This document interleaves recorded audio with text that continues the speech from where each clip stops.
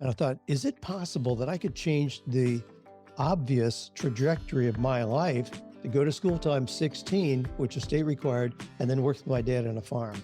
Could I change by just changing what goes into my mind? That became a really foundational principle for me then, remains so today. And I started reading the old Horatio Alger stories, Rags to Riches, and how people got ahead. And I just started believing there were possibilities for me. So I finished high school, went to college, much to my parents' dismay. Now, I went to college not because I had a career path in mind, but because it was kind of a socially acceptable way to escape the farm. That's why I went. That's the only reason I went. Hello and welcome to Along the Way Life's Journey. I'm your host, Carl Buccellato. As you know, we bring forth on this show guests who are here to inspire and motivate you. Today's guest is the New York Times best-selling author, Dan Miller. His book, 48 Days to the Work You Love, has been highly acclaimed. Over 140,000 people subscribe to his weekly newsletter, and his 48-day podcast is consistently rated in the top 1%. Dan's 48dayeagle.com community is viewed around the world for those seeking to find or create work that they love. Dan's motto, the best way to predict your future is to create it. Dan and his lovely wife, Joanne, live in Osprey, Florida, and have been married for 54 years with 3 children and 17 grandchildren. In this day and age, that perhaps is Dan's highest credit. Welcome, Dan Miller. Dan, welcome to our show. Well, thank you. Looking forward to our conversation. Thank you very much. So that's quite a collection of events that you have put together there. Over how long a time have you been working at this? I've been doing what I'm doing now for about 30 years. I Oh grew my up on a goodness. farm, so had a lot of varied experiences early in life, and then kind of settled into this somewhat unexpectedly, frankly. But when I was in my mid 40s, and here I am in this sweet spot that I enjoy totally. Well, that's wonderful. So you grew up on a farm, and you were a farm boy. And what part of the country was that? That was in Ohio. I So see. I was born in Buffalo, New York, but then my dad got a call to be pastor of a little tiny church in Ohio. So we moved there and spent all my growing up years there. He was bivocational, being pastor of a little church, but then eked out a living as a farmer just to keep food on the table for our Yeah. family. Common story for a lot of people in those days. Yes, Yeah. it was. We look at the world around us today, and it's hard to imagine what it was just a very few years ago, how different it was. So you have been doing this. First of all, let me compliment you on your book, New York Times bestseller. That's a pretty tough thing to get to, and to have a book that's in that level, I applaud you. I have a little book above my shoulder over here that I wrote a couple of years ago, and it did pretty well on Amazon, but New York Times didn't even want to know about it. So that's the What's way it goes. what's kind of it was kind of interesting unfolding of events that made that happen, Carl. My wife and I were asked to teach a Sunday school class at a large church we were going to in Nashville on career life transition. And I said, sure, I'd love to do that. Just helping people navigate these inevitable, relentless changes that come up in career these days. And I expected to have the high school kid wondering what he was going to major in college, or the 23-year-old, gal who just graduated from college and realized it was a little tougher in the real world than what she was led to believe. And I had a few of those. What surprised me is I had doctors and dentists and attorneys and pastors and engineers and accountants who showed up for that little class. And it grew and grew and grew. It just grew exponentially. We outgrew the space, went to a Monday night rather than trying to squeeze it in on a Sunday morning. And I said, what are you guys doing here? And they said, well, we're doing okay. Everybody sees us as doing okay, but I don't think this is it. I think there's something else. So it's that, 45-year-old who's saying, yeah, I'm a doctor because my daddy was a doctor. I wasn't really given any choice, but I'm not sure this is really the authentic fit for me. That's the space that I moved into. And what happened then, I had people in that class who said, I've got a son in law who's been without work for 3 months. I want him to hear what you just told us. What can I give him? And I didn't have anything. So I finally, just under duress, put together a 3-ring binder that had just my rough notes in there. It had 2 little cassettes in there at the time, back when we had cassettes, and started making that available.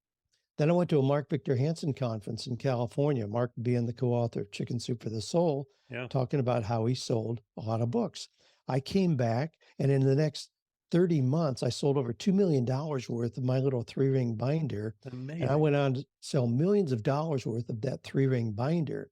Then I had publishers knocking on my door, said, "Wow, you're selling a fire out of this little thing. Why don't we put that together as a traditional trade book?" Which I did. So it had that running start, and with the notoriety that I was already getting for that, that pushed it up the charts very quickly. That's absolutely amazing. And I applaud you for it. I know how difficult it is to get something published in this world these days. Everybody says, oh, yeah, publish it if you pay for it. But otherwise, it's a whole different world.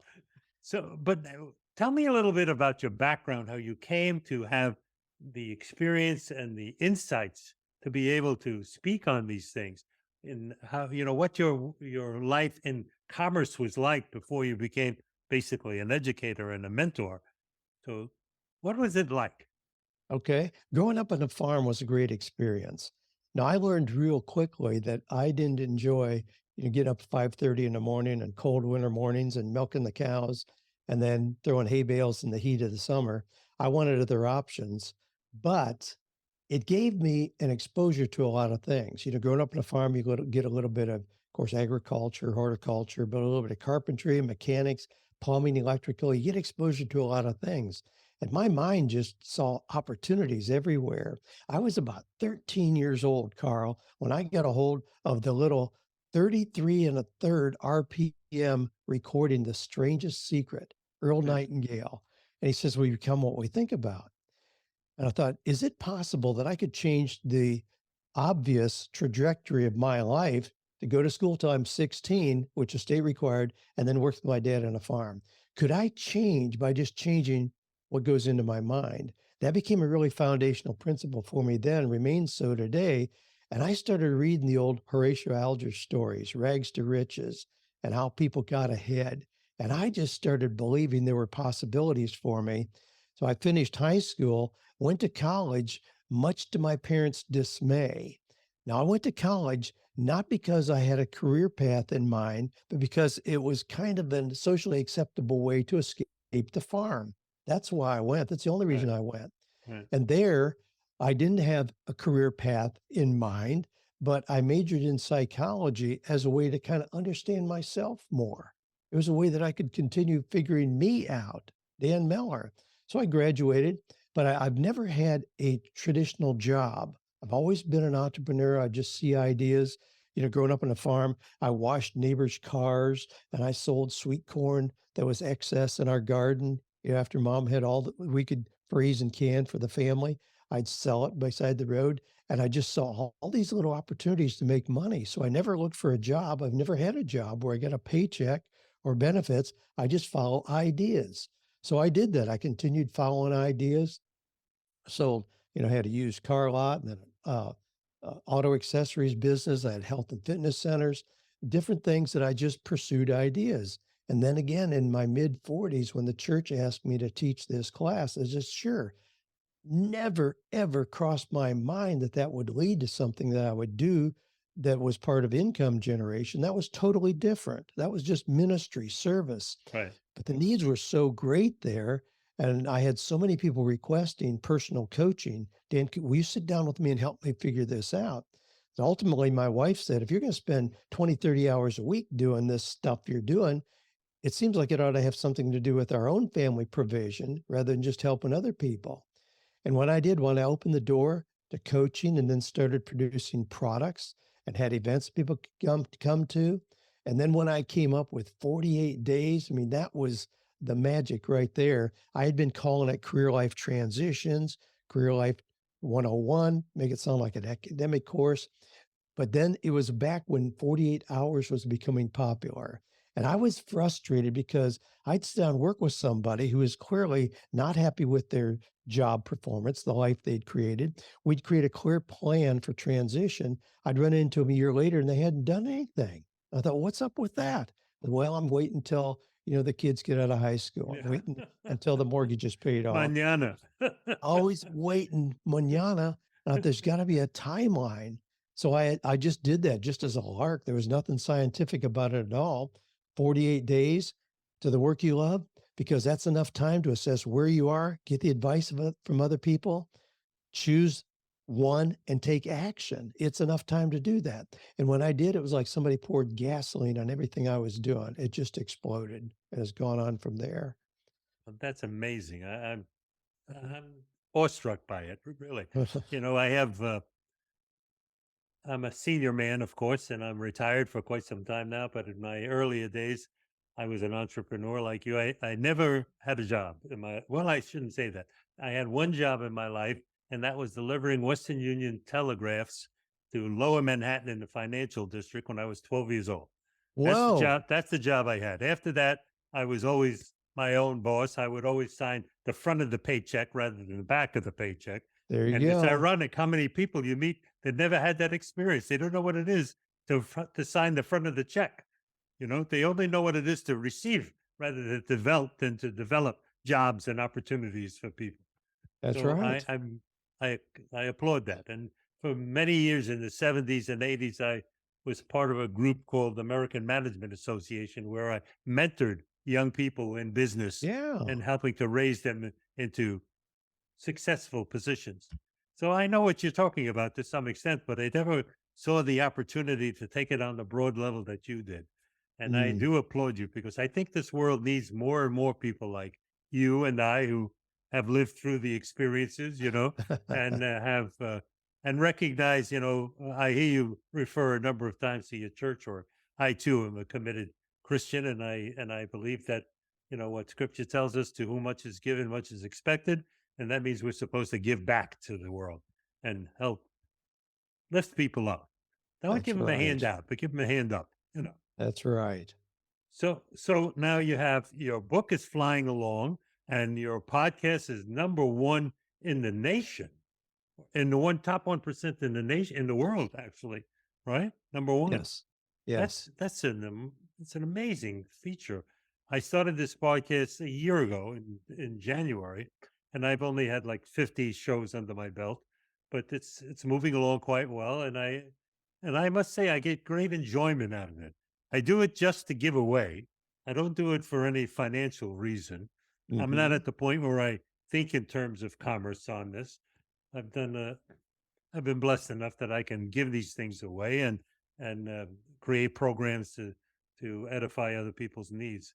But I can see that there's a more and more people that need to have that advice from someone who's lived it, from somebody Mhm. who understands, how you can get caught into the mañanas in life or get caught into the excuses in life and not recognize that those excuses can become your springboards if you allow them to, you know.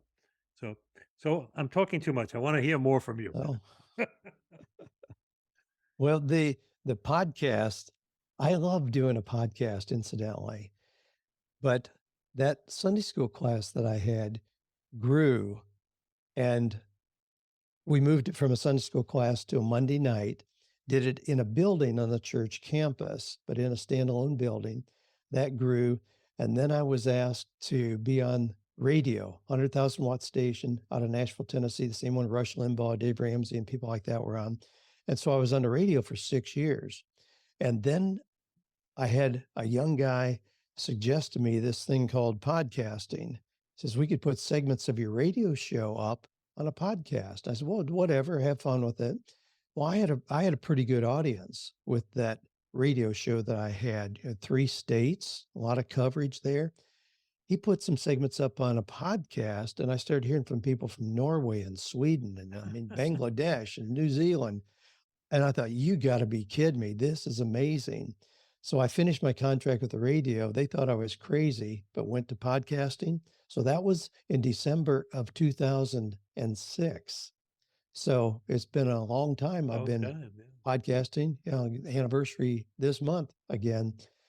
And it's just been amazing. I've never experienced anything as powerful for calling people to take action. People are responsive, they're loyal, there's a sense of intimacy with this medium, and it's just been amazing.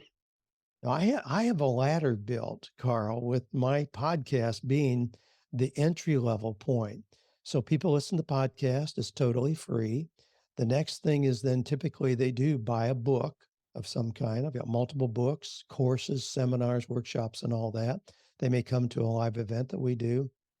And then the next level up is our online community, 40 Days Eagles. So people in there pay $48 a month. I stay true to my brand number there, $48 a month.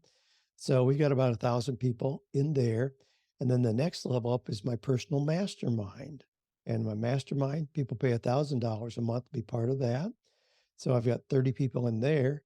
And then the next level up is an investment group where people who trust me, and we've developed deep relationships, put in $48,000. So I have an investment pool. And then we look for businesses with beginning entrepreneurs that we invest in and also not only invest, but like you were doing with AMA, we then provide mentorship and leadership for them. So we're active in the businesses as we grow. So it all starts with my podcast, but then I have developed things whereby there is a monetization, there is a business model that is working very well, but it's all based on the simple principles in that little book, 48 Days to the Work You Love, that I started so many years ago. That's terrific. You know, I really think that's terrific because there is so much that can be accomplished through commerce, and I don't say it critically because a lot of people, especially those of us that are in some churches, they believe that they have a critical eye at people who aspire and are commercial in their thinking, and they create resources. And I just sat in a very uncomfortable Bible meeting the other night with people talking about Oh, those wealthy people, and I'm thinking to myself, my God, oh, you have no idea how many jobs are created and how much opportunity is created. How narrow can your thinking be? you know? But who, it's I applaud that because I do think, and I don't mean this meaninglessly. I do think that some of us are given gifts and given talents that others have not been, and when we've been giving this, we should grow them and bring them forth to the community. And if we do so in a beneficial way, it can benefit us personally, but the bigger it grows in commerce, the more attention you get and the more people you can help. And I realize that, I was in marketing for many years. I built a number of marketing companies, was fortunate enough to take them public and sell them, do it all over again, so I've wonderful. I've had those experiences. I speak from knowledge. That what you can consider as a little pebble in a stagnant pool can create many opportunities for millions of people. And so again, I keep being redundant and saying I applaud you, but I do. I applaud you. Well, thank you. I've got behind me here on a shelf a silver goblet sitting on a saucer. Everybody in my mastermind has that because it's a central theme for us that we serve best from a full cup. It's hard to help others if you have nothing yourself. That's right. Who do those churches and nonprofits go to first when they need to build a new Right. building or start a new ministry? It's the Absolutely. wealthy people. Absolutely. Those are the ones who make those things, those worthy things in the world possible. Absolutely. So we serve from a full cup, making sure that, and not from a selfish kind of position or greedy or materialistic at all, but it's just a solid principle. When Eh, you have eh, your own cup full, it's easier to give. That's right. And I found over the years that every time I was part of an organization or an organization had a need for a major fund to raise funds to do something, building funds and so forth. Somehow I was their boy. He always came and knocked on the door, not only to ask me to donate, but because they knew I would not be ashamed to go to people and ask them put more zeros on that check. And it worked over the years. I was blessed. I raised lots of money for the universities here in Florida and for Joe DiMaggio's Children's Hospital and some other major things.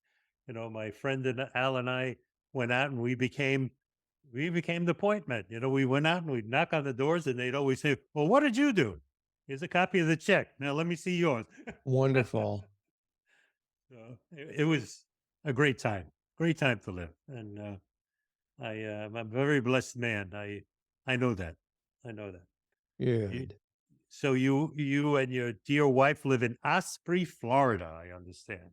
We do. You're a direct neighbor of mine, directly to the west of me. I live in Coral Springs, at the east coast of Florida, right? Just a suburb of Fort Lauderdale. So I'm directly east of you. Okay. Did you have Yeah. any difficulty with the storm? We got hit pretty hard. As you know, it was Yeah. scheduled to visit Tampa and then decided to come south instead. So we got hit pretty hard. My wife and I happened to actually be on a cruise that week. So we were out at sea. It was calm and beautiful, but our house got hammered pretty hard. No major damage. Screens blown out of our pool cage, but no major damage structurally at all. No trees down, a lot of debris, but no trees down. So we Yeah. feel very fortunate. And we love being here in Osprey, Florida. We'd been visiting down here for years and years and years. Finally decided to just make it our permanent home rather than Tennessee. We love Tennessee as well, but we decided to make this new season, new home. So we've been loving it here for 2 years now. That's wonderful. I've been in Florida since 1975. Uh-huh. Yeah, Wow, long time. born and raised in New York, and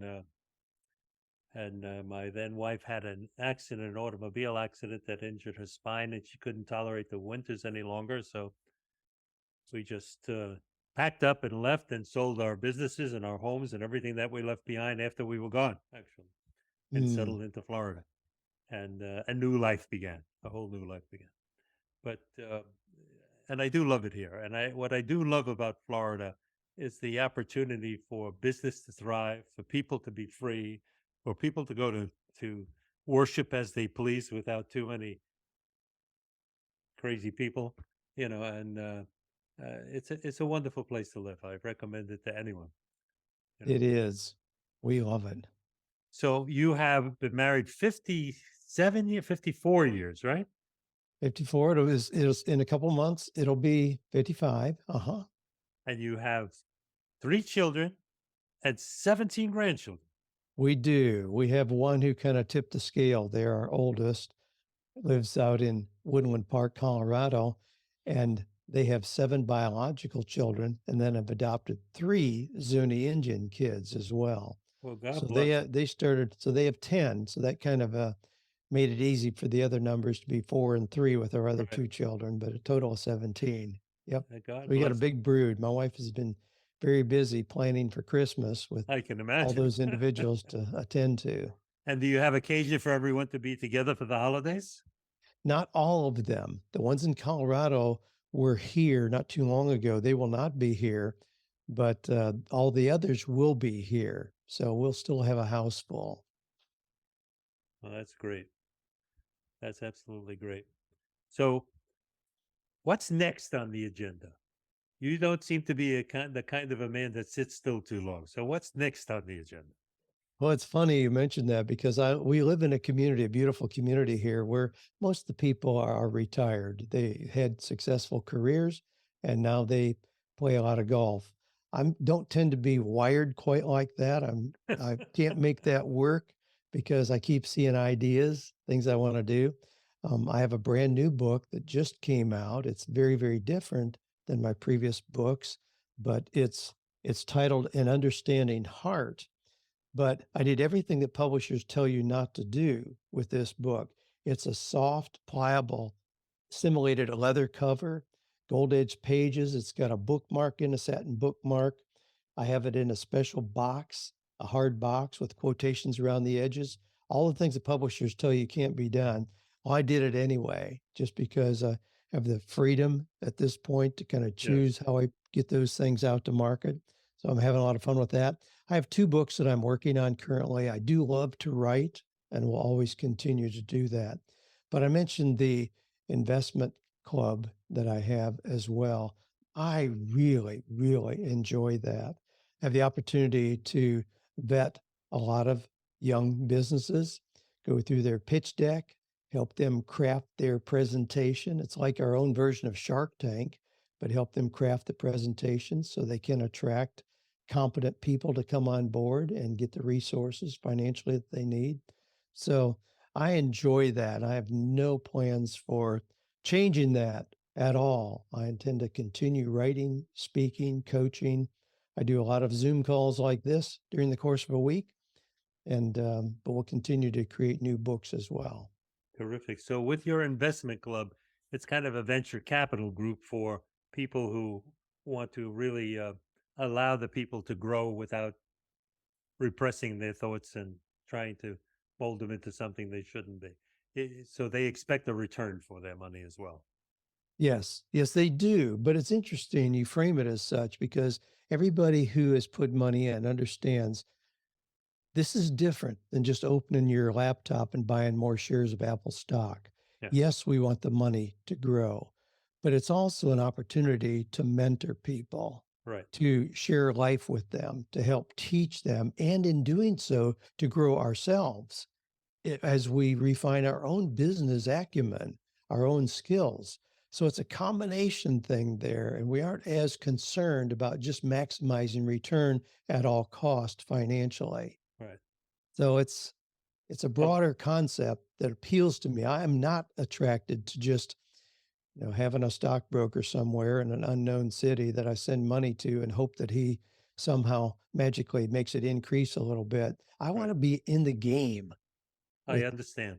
where my Maybe we money can is. talk about that offline. All I right. understand. I do understand. All right. Yeah. So I'm doing that.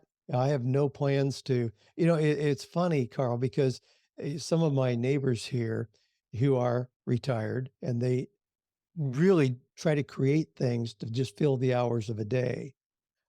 My next door neighbor helped put together a car show this spring here in our community. And he was so thrilled because he had about 2 months of a reason to get up in the morning, activities to Mm, plan for that. I thought, wow, how sad to have yeah. most of your life where you have no reason to get up. I mean, I can't having imagine it. having a lot of money makes no sense I if you can't have no imagine it. life. So, but the implication from some of the people around me is, at my age, you're still working, you're still this active. The implication is you must not have done a very good job of planning financially. You have to be this busy. And it's like, how long are you going to have to do this until you can retire? And like, geez, I hope that I write a chapter of my next book in the morning and go to my funeral that afternoon. That's Yeah. how I want to exit. I just retired 3 years ago for the third and final time because I retired twice before. Once I was much too young, was foolish. I got bored, no time, went back and did it all over. Second time I did because I suffered a stroke, and so I retired. God blessed me, and I came back again. And 3 years ago, at the age of 77, my wife said, "Open a new chapter in your book. Get rid of this stuff. Do something new." Ah, And that's where the book came from, actually. okay. So I understand, and I know that it isn't over till it's over. And if you have something to give, it's amazing how much more life you have in you when you feel motivated to get up and do something for other people, or to generate something that builds in front of you. Something that builds gives you so much inspiration to get back out and do it again tomorrow.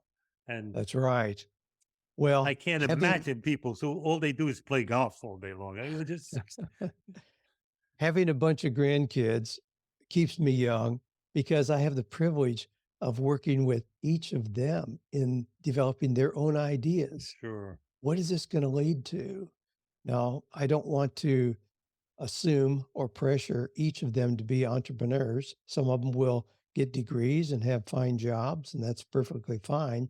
But I want them to at least know the broad scope of possibilities out there in that you can take something very simple, and develop that.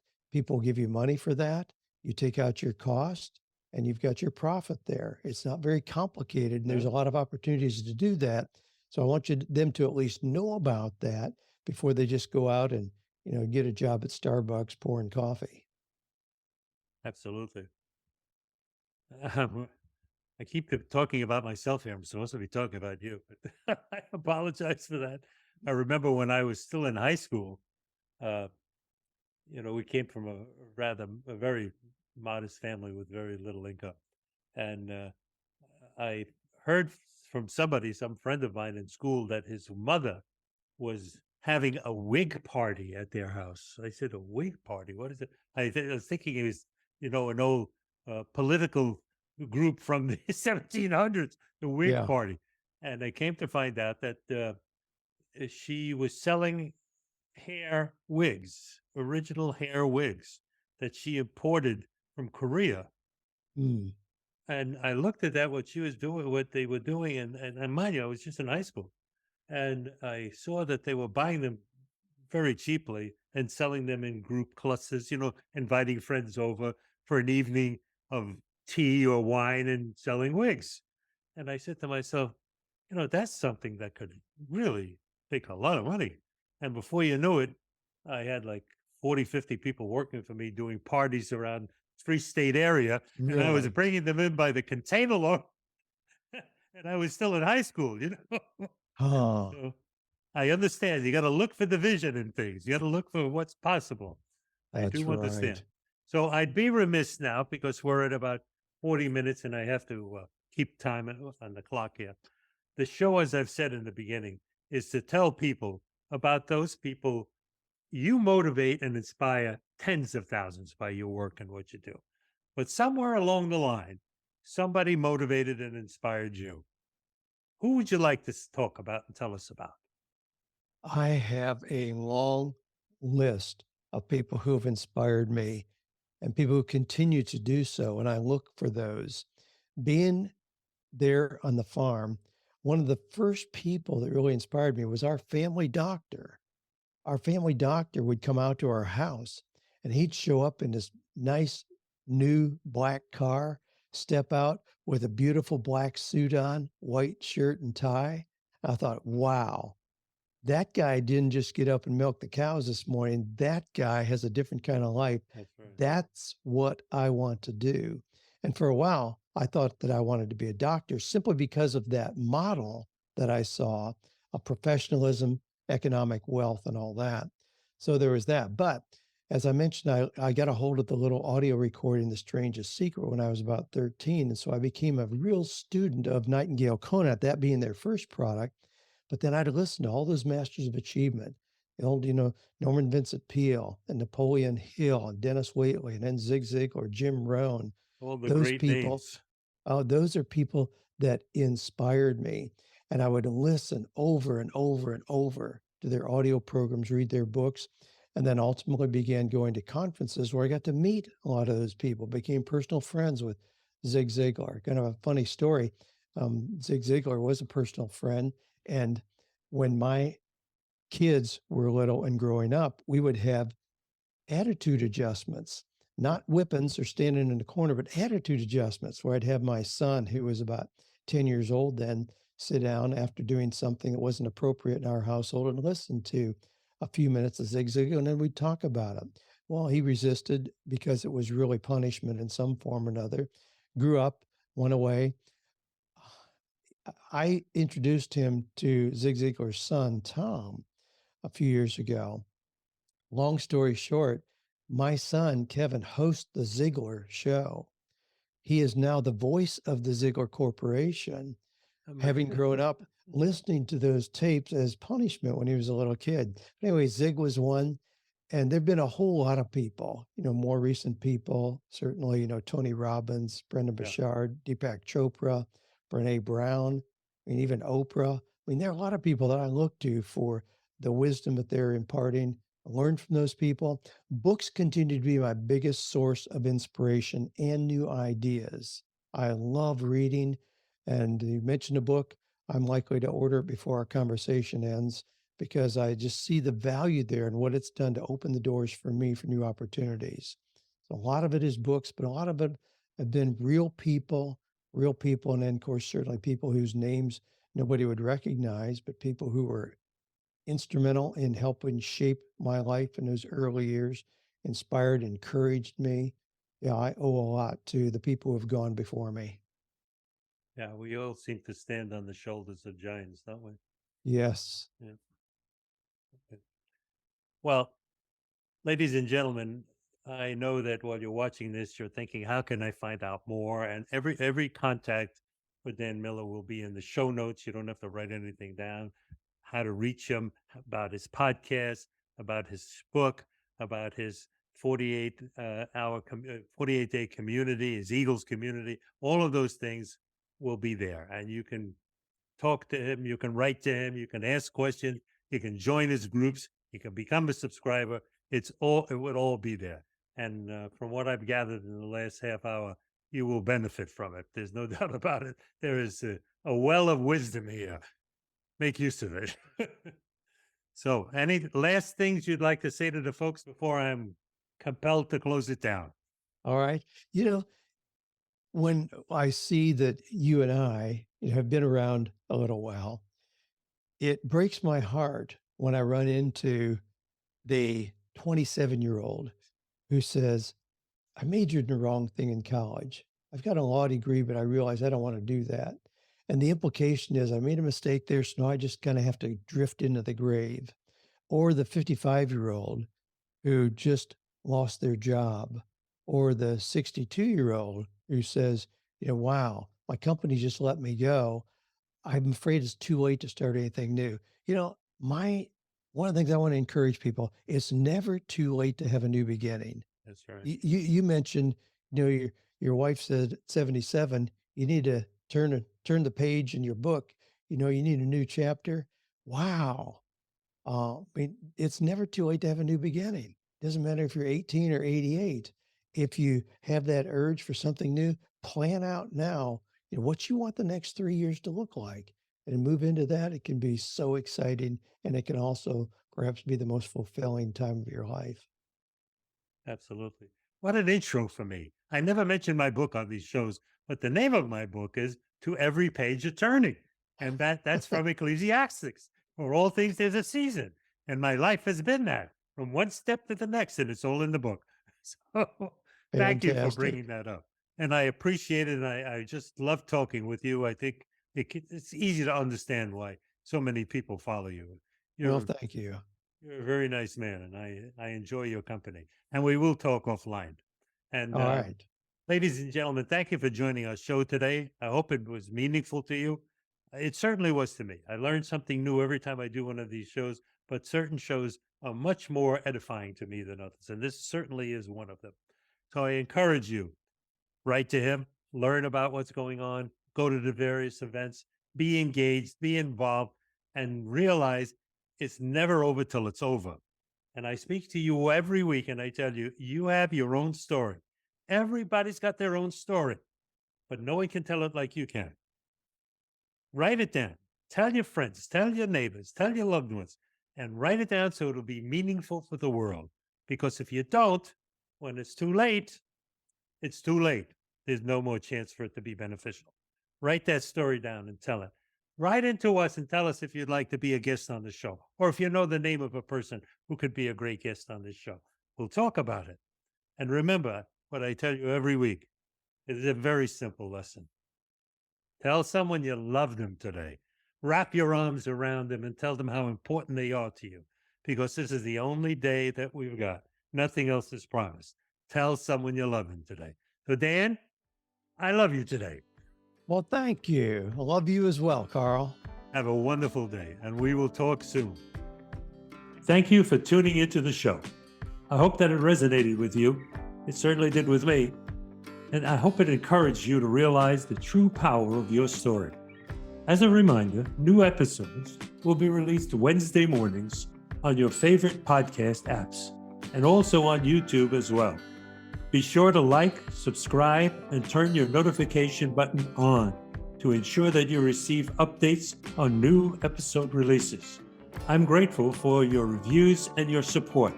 The love is certainly felt. Keep it coming. You can reach out to connect with me on Instagram, Facebook, and LinkedIn, or stop by my website, toeverypageofturning.com. All links are clickable in the show notes for quick access. Do you think that you or someone you know may be our most inspiring guest yet? Let's hope so. Click on our contact page and get in touch on my website and share your story. I look forward to reading each one personally. My best-selling book, To Every Page of Turning, which was published by Mascot Books, is available on Amazon, Barnes & Noble, Target, and many more popular book retailers. Thank you so much for tuning in today. Till next time, remember that every day is a new opportunity to write your new page in your incredible journey. And it is incredible. You're the only one who has it.